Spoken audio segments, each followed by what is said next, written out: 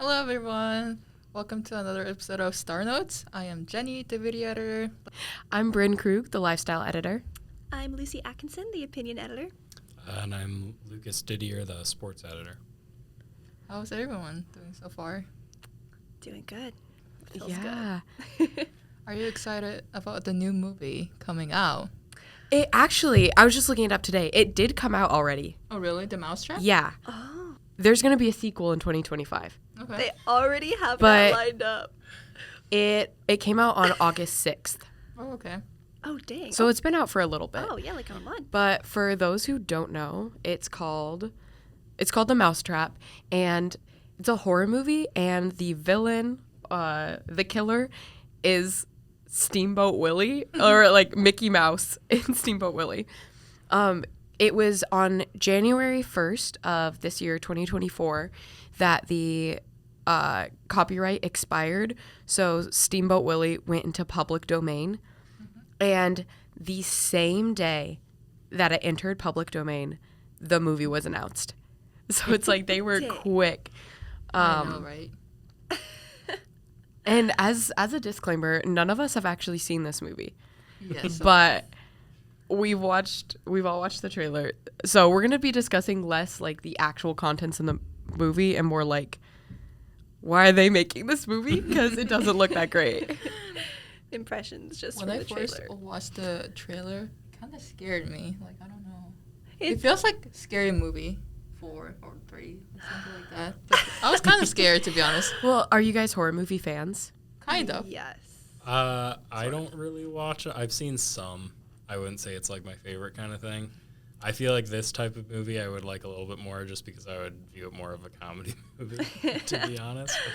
My sister and I love watching horror movies, so I wouldn't call myself like an expert, but we'll watch like serious ones or just like really stupid slashers just for funsies, but which seems to be what this is. Yeah.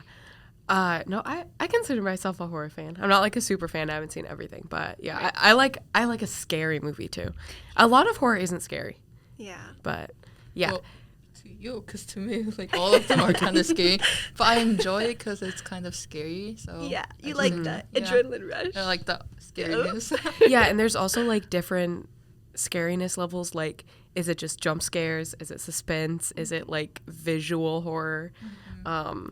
I feel like this type of movie would probably rely on mainly jump scares. Yeah.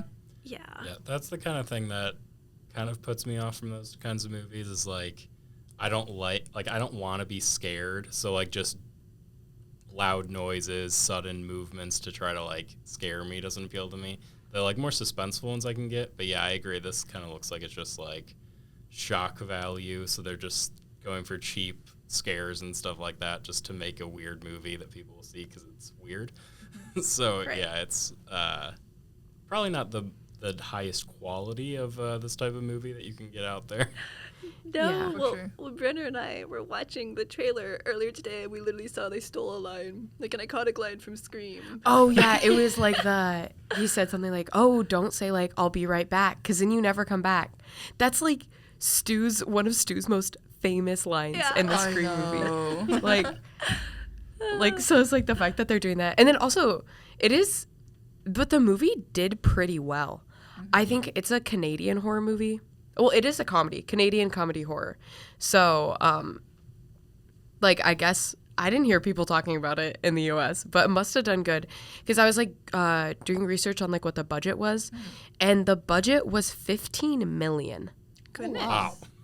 which I'm like, that's a lot of money. And again, I only watched the trailer, but the acting didn't seem fantastic. No. I think it is set in an arcade. Maybe it was a really expensive arcade to rent.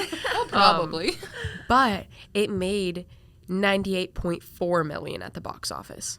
Wow. Wow. Okay. So That's yeah, a lot of money. Yeah. Mhm. People, it probably was the idea of Mickey Mouse. Yeah. Just like in wanting, like, oh, I gotta go see this. If they're turning him horrible the way they turned Winnie the Pooh Yeah. horrible. It's like the Mickey Oh, Mouse shit. is from like our childhood. Mm-hmm. That's why we are like really highly anticipating. Now it became horror. Mickey Mouse. Oh. yeah, That's I'd good. say that's my main issue with the film. Is I mean, it's very clearly to me like it entered public domain, and they were like, "Oh my god, this is a non-horror thing. What if we made it into a horror movie? I know. But it's like, that's kind of where the creativity ended, because they tried to make it as though, like, the killer is, like, Mickey Mouse, Steamboat Willie, and, like, they show, like, a clip from, like, Steamboat Willie in the movie. But, like, visually, the killer is just a guy in, like, a Mickey Mouse mask. Like, it's just some guy, and the mask isn't scary. So, like, the fact that he's Mickey Mouse doesn't make it, like, any more special. Like, we were comparing, Lucy and I were, like, talking and comparing this movie to Winnie the Pooh, Blood and Honey, which I feel like was really talked about when it first came out, because it was, like, the first big example of something, a copyright ended, something enters public domain, and they're like, let's make it a horror movie. I know. But I also have not seen that movie. We just watched the trailer. But, like, in the trailer, you can see that, like, well, visually, he, like, Winnie the Pooh character, he actually looks, like, creepy. Yeah. Like, it's not like a mask. Like, I think it's supposed to be his face. And in the context of the movie is that, like, Christopher Robin, like, abandoned them. And then they, like, all went crazy and went on a vengeful murder spree. But it's, like, that contextualizes it with the actual Winnie the Pooh story. Whereas this, at least what I saw in the trailer, it's just a guy in a mask. Like, that's the only part that's, like, oh, Steamboat Willie.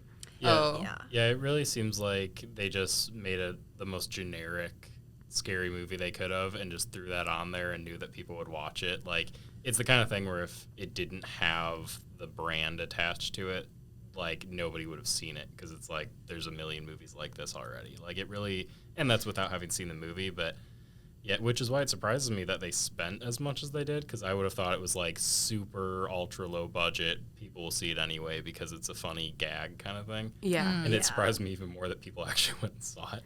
Yeah. Right. Based on just the production quality that I saw in the trailers, I'd say that The Mousetrap and Winnie the Pooh, Blood and Honey look to be on kind of like an equal playing field. Yeah. But The Mousetrap, like I said, their budget was $15 million. And Blood and Honey only had a budget of $100,000. So it's like, if they're making this, and it ended up making $5.2 million. So it's like they're doing this with only a $100,000 budget. Like, I feel like that's more impressive. Yeah. And then it was like actually a Winnie the Pooh horror story. So I'm not giving this by stamp of approval, but I'm saying for this genre and this idea of film, I think it did it better. Yeah. I wonder if they would have even, like, come up with that Steamboat Willie idea so quickly if Blood and Honey hadn't just come out, like, a couple years before. Probably not. They realized people have that, like, offense factor of, oh my gosh, that's my beloved childhood character. Like, that's horrible, but now you have my curiosity spiked. Yeah. So it's interesting. But I don't know. At first, when it came out, I was, like, slightly offended because I loved Winnie the Pooh as a little girl. But in the end, I was like, well, the last thing that I think of when I see that horrible face is, like, you know, a chubby, cubby, silly Willie, old bear. Like, it's not even, the comparison is so different to me that at least that made it nice that I didn't have to, like, it didn't ruin Winnie the Pooh for me, which I think some people were worried about. Another, like, we talked about how this movie stole, like, the line from Scream. You could argue that it was an homage, but it's, I think it's a blatant ripoff. But I feel like they also ripped off other aspects of other things, because the movie is, like, set in an, like, arcade, and it looks so Five Nights at Freddy's. Yeah, I thought like, the same thing. They saw, oh my god, Blood and Honey, that was a beloved childhood character that they made into a horror villain. Oh my gosh, Five Nights at Freddy's, that movie did good too. And it's like they just stole those ideas and combined them, and it just seems like a total cash grab. Yeah. Yeah. I feel like that's true. Yeah, I thought basically the same thing when I saw it, like, because I did watch the Five Nights at Freddy's one, even though I don't watch a lot of those movies, and I was like, this feels like the same, like, setting almost, which doesn't feel like it belongs. I feel like at the very least, like, are they not, like, I feel like they should be on a steamboat. Like, I feel like that's a missed opportunity. Yeah. And that would have made more sense, like, but it's just in an arcade, and it doesn't seem like it fits to me. They probably could have afforded it with their budget. Yeah, maybe, right. potentially. Yeah. Right? That's why it's like they could have done it a Steamboat Willie horror movie. Like, it's just a guy in a mask. Yeah. Yeah. Does he, like, have, like, Mickey Mouse hands or a tail or anything, or is he literally, like, a dude? with From a what mask. I saw, he was just a dude. He looked built like a dude, not a mouse. Yeah.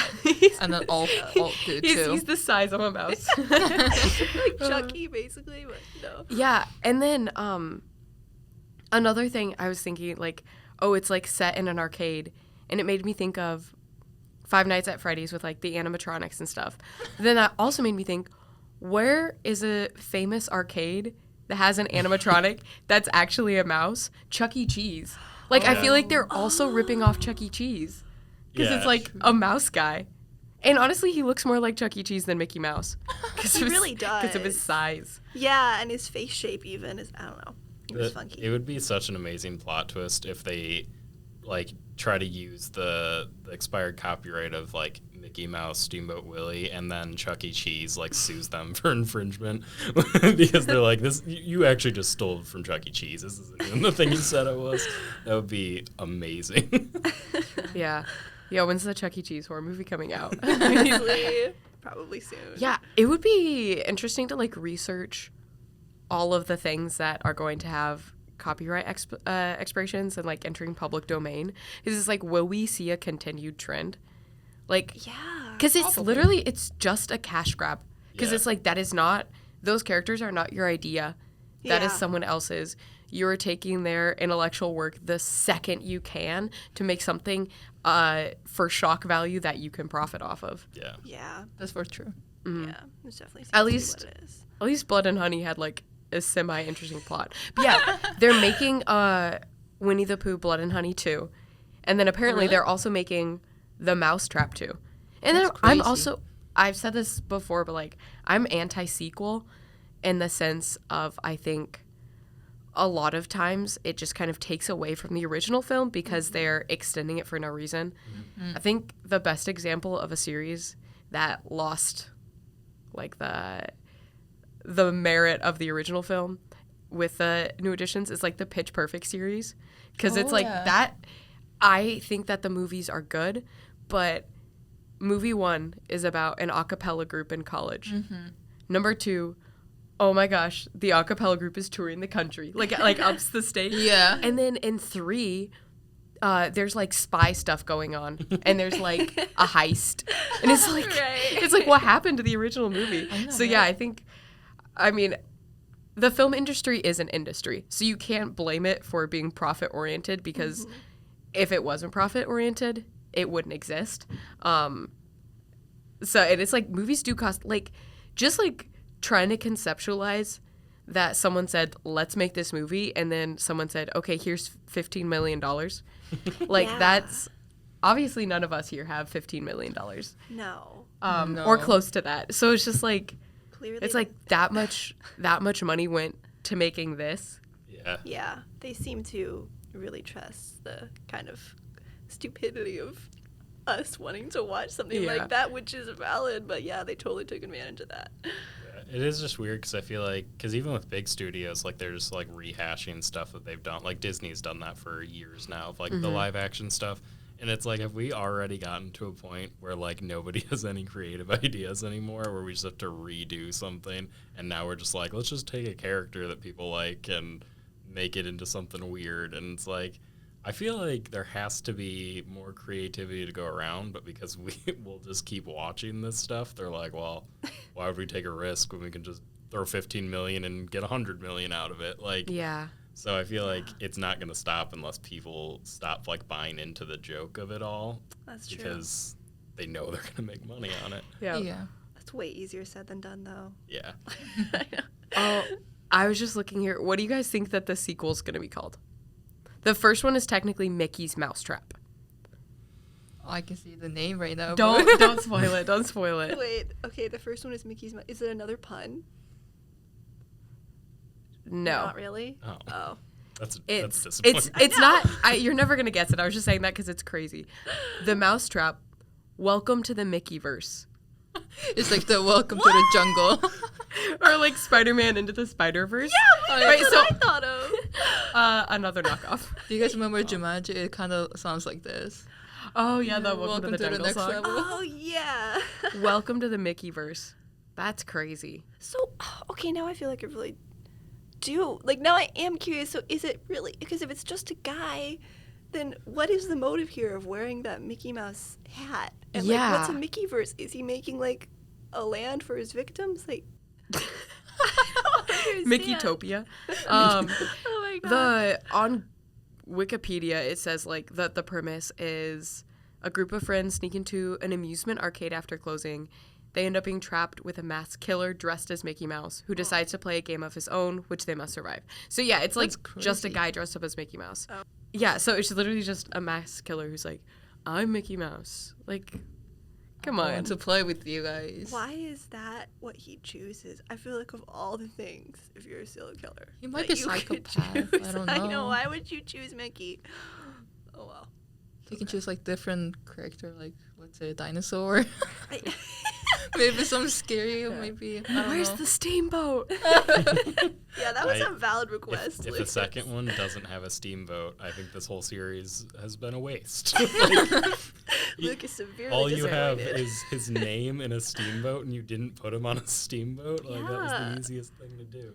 I want to know when is Minnie gonna enter public domain? Oh. Like, the third one is just like their domestic life, like white picket fence. That would be crazy.